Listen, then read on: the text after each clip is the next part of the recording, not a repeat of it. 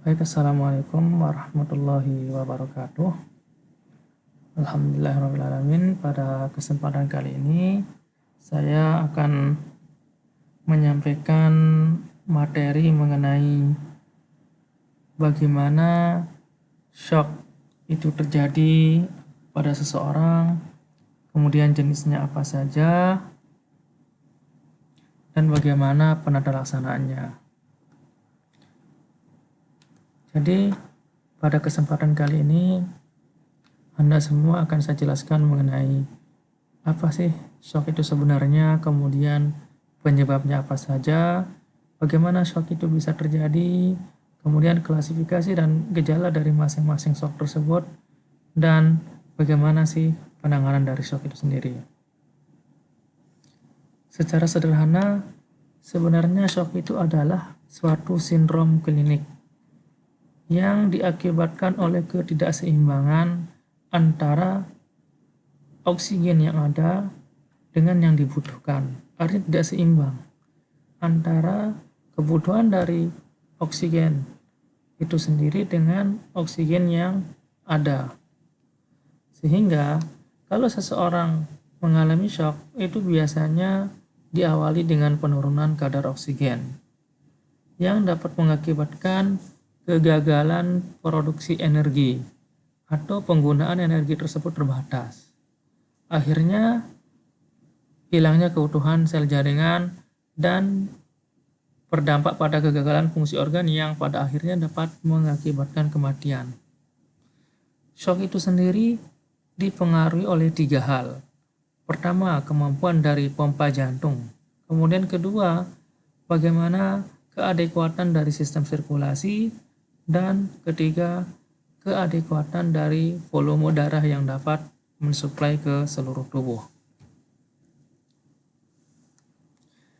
Shock ini sendiri dalam proses terjadinya dibagi dalam 4 fase.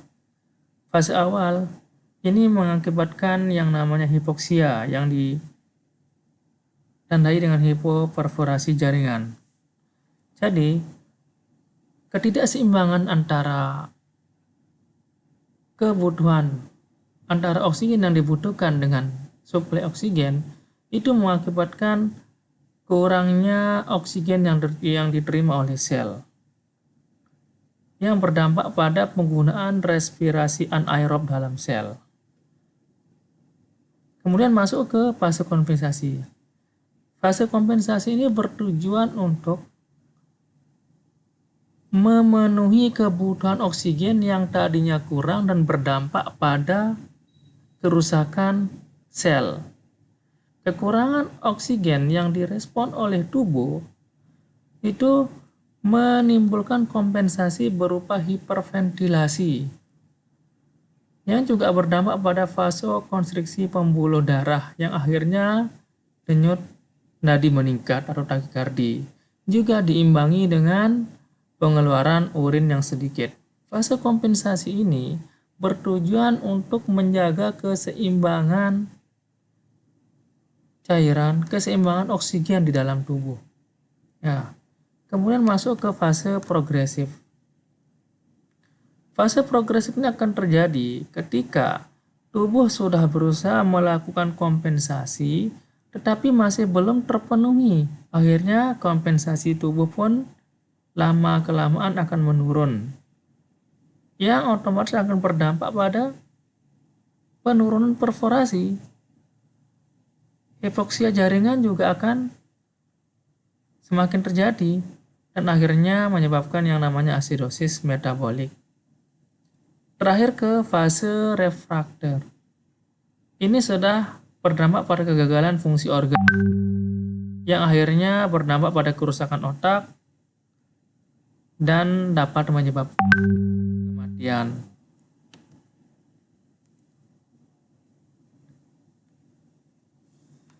Kemudian kalau kita melihat tanda-tanda shock, itu ada kurang lebih ada 8 tanda yang dapat kita lihat dari orang yang mengalami shock. Pertama, penurunan suhu tubuh. Kedua, warna kulit akan tampak pucat.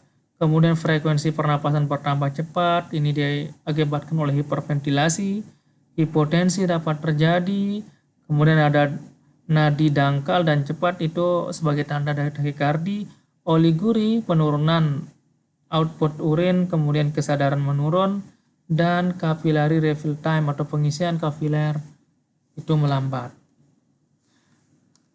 Kalau dilihat dari penyebabnya, shock dibagi menjadi 3. Ada yang dinamakan shock hipovolemik.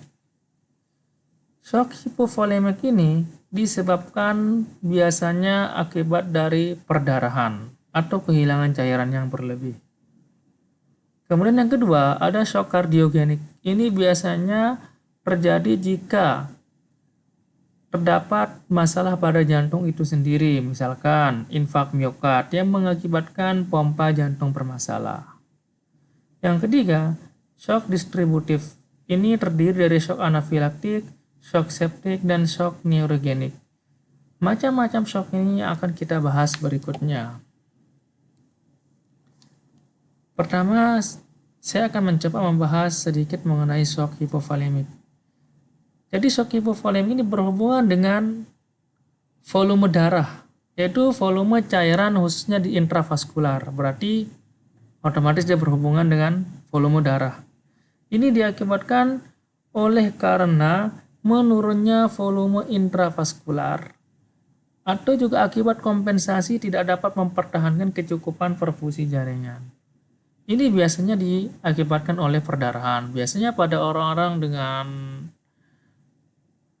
kecelakaan, kemudian fraktur biasanya akan menyebabkan kehilangan banyak darah yang mengarah pada kekurangan volume intravaskular.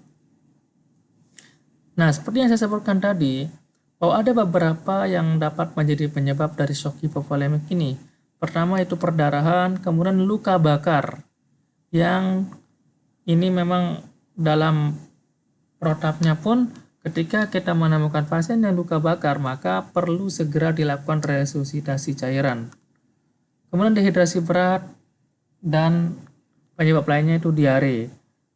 Semua penyebab ini mengarah kepada kurangnya volume cairan, terutama volume intravaskuler, yang biasanya penyebab paling sering itu adalah perdarahan pada shock hipovolemik. Ini ada beberapa klasifikasi shock hipovolemik, yaitu ada dari stadium 1 hingga stadium 4. Itu dapat ditentukan berdasarkan kehilangan darahnya, baik dalam bentuk cc atau mililiter, kemudian persen, kemudian kesadaran dari pasien, kemudian bagaimana frekuensi jantungnya, CRT-nya bagaimana, tekanan darahnya, dan produksi urinnya. Jadi kita dapat menentukan ini shock hipovolemiknya sudah masuk ke stadium berapa berdasarkan dari tanda-tanda dan pemeriksaan klinis berdasarkan indikator yang ada di layar berikut. Bagaimana penanda laksanaan shock hipovolemik? Tentu yang langkah awal yang harus dilakukan adalah hentikan perdarahan untuk mengurangi jumlah cairan yang lebih banyak. Berikutnya, dilakukan resusitasi cairan untuk melakukan penggantian cairan yang hilang. Tentu berapa volume cairan yang diberikan, apa jenis cairannya, itu akan dibahas di pokok bahasan berikutnya. Ini bagaimana proses shock hipovolemik dapat terjadi. Pertama, akibat adanya perdarahan misalkan, terjadi penurunan volume intravaskular yang dapat mengarah kepada penurunan curah jantung. Penurunan curah jantung ini akan merespon dua hal, yaitu perembesan cairan interstisial dan pelepasan katekolamin. Perembesan cairan interstisial dan hormon aldosteron itu akan dapat meningkatkan volume dengan efek dari adanya hormon antidiuretik. Itu mencegah terjadi pengeluaran cairan yang berlebihan. Ya, kemudian kalau dilihat dari pelepasan katekolamin, ini akan meningkatkan tahanan perifer namanya. Yang mana kedua nanti ini akan mengarah pada proses kompensasi atau mempertahankan dari cairan tersebut. Tetapi jika kompensasinya sudah menurun, sudah tidak mampu, maka tetap curah jantung pun akan tetap menurun yang dapat berdampak pada perfusi jaringan akan terus menurun dan berakibat pada kerusakan metabolisme sel. Kemudian kita ke shock kardiogenik. Kardiogenik shock itu terjadi ketika kemampuan pompa jantung terganggu sampai pada titik di mana tidak dapat mempertahankan cardiac outputnya dan perfusi jaringan yang tidak adekuat. Biasanya, seperti yang saya katakan di awal, penyebabnya adalah gangguan baik itu secara anatomis maupun fisiologis pada jantung. Dapat berupa infak miokard akut, cardiac arrest atau henti jantung, tamponade jantung, ketidakseimbangan elektrolit dalam jantung, perubahan patologik dari anatomi jantung berupa katup jantung, dan adanya disritmia. Beberapa dapat menjadi penyebab dari kemampuan jantung dalam memompa darah yang berdampak pada shock kardiogenik. Kemudian ada beberapa tanda dan gejala yang dapat diamati dalam kasus shock kardiogenik. Itu biasanya seperti takikardi, nadi cepat dan lemah, pernapasan cepat, penurunan kesadaran, oligurie, produksi urin menurun, turgor kulit memburuk, hipotensi juga dapat terjadi.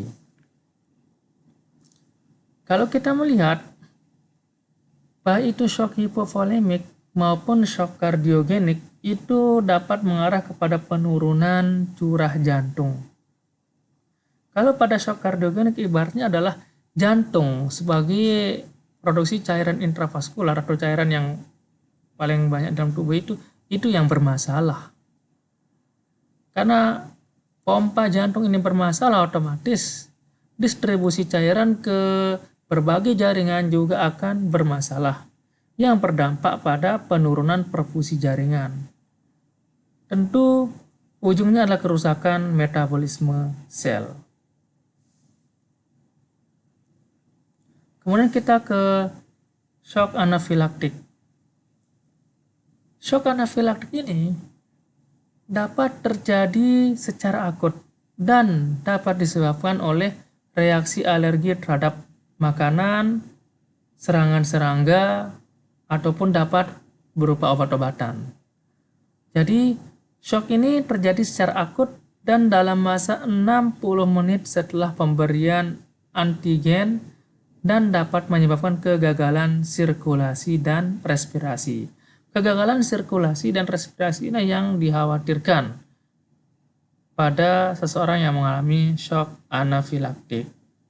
Tanda dan gejalanya sebenarnya tidak jauh berbeda dengan shock-shock lainnya seperti sesak nafas, nadi cepat dan dalam, palpitasi, pasien merasa gelisah, sakit kepala, bahkan hingga mengarah kepada diare. Lalu shock septik. Kalau shock septik ini biasanya disebabkan atau diawali dengan adanya infeksi yang berat dan sebagai komplikasi dari penyakit yang beragam. Seperti yang saya katakan, biasanya shock septik disebabkan oleh infeksi, baik itu berasal dari bakteri dengan gram negatif ataupun bakteri dengan gram positif. Tanda dan gejalanya pun tidak jauh berbeda, seperti hipertermi, kenaikan suhu tubuh, takikardi, nadi yang meningkat, tarik hipno, peningkatan pernapasan, mual, dan muntah. Ada juga shock neurogenik. Ini biasanya terjadi sebagai akibat dari ketidakseimbangan antara stimulasi sistem saraf simpatis dan parasimpatis pada otot polos pembuluh darah. Nah, ini berhubungan pada pembuluh darah. Di awal shock hipovolemik itu adanya kebocoran, mengakibatkan perdarahan, hilangnya volume darah dalam tubuh. Hilangnya volume darah dalam tubuh mengakibatkan cairan atau darah tidak dapat terdistribusi dengan baik ke semua sel dalam tubuh. Kalau kardiogenik itu diakibatkan oleh pompa cairan itu berupa jantung. Akibatnya cairan juga akan bermasalah dalam distribusinya ke berbagai sel, ke semua sel. Kalau shock neurogenik itu bermasalah pada pembuluh darahnya. Ibaratnya kita bisa katakan pada jalannya, pada saluran dari cairan tersebut. Penyebabnya biasanya oleh cedera kepala, trauma tulang belakang. Tanda dan gejalanya dapat berupa hipotensi, nadi lambat, sesak napas, dan oliguri atau penurunan output urin. Sebenarnya proses terjadinya tidak jauh berbeda dari masing-masing shock ini, yang pada dasarnya akan bermuara pada penurunan perfusi jaringan. Misalkan kalau kita melihat di shock neurogenik, ya adanya kehilangan tonus simpatis oleh akibat cedera spinal misalkan. Ini mengakibatkan dilatasi arteriol atau venul, penurunan tekanan darah, penurunan kembali tekanan venus atau vena, penurunan stroke volume. Dampaknya curah jantung pun akan menurun. Akibatnya suplai oksigen ke sel juga menurun. Perfusi jaringan menurun dan berakibat pada kerusakan metabolisme sel. Itu macam-macam jenis shock dan bagaimana tanda dan gejala serta bagaimana proses terjadinya. Lalu penata laksanaan shock yang dapat diberikan pertama adalah tentunya jaga dan stabilkan jalan napas. Atur posisi kaki, ditinggikan 30 derajat.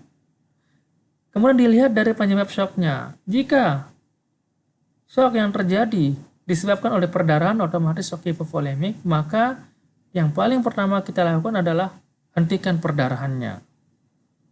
Pemberian oksigen jika diperlukan, jika tanda dan gejala sesak napas meningkat. Jaga suhu tubuh agar tetap normal. Kemudian monitor juga ritme kardiaknya melalui EKG. Kemudian monitor vital sign-nya dan tetap dipantau kesadaran pasien juga. Ini beberapa penata laksanaan shock. Jadi penata laksanaan shock ini berhubungan dengan tanda dan gejala yang ditunjukkan oleh shock itu sendiri dan berdasarkan jenis dari shock yang timbul. Jadi sekian penjelasan singkat dari saya. Semoga Anda, adik-adik mahasiswa semua dapat memahami penjelasan singkat berikut ini. Jika ada hal-hal yang ingin ditanyakan, dapat ditanyakan atau didiskusikan lebih lanjut di Google Classroom. Sekian, Assalamualaikum warahmatullahi wabarakatuh.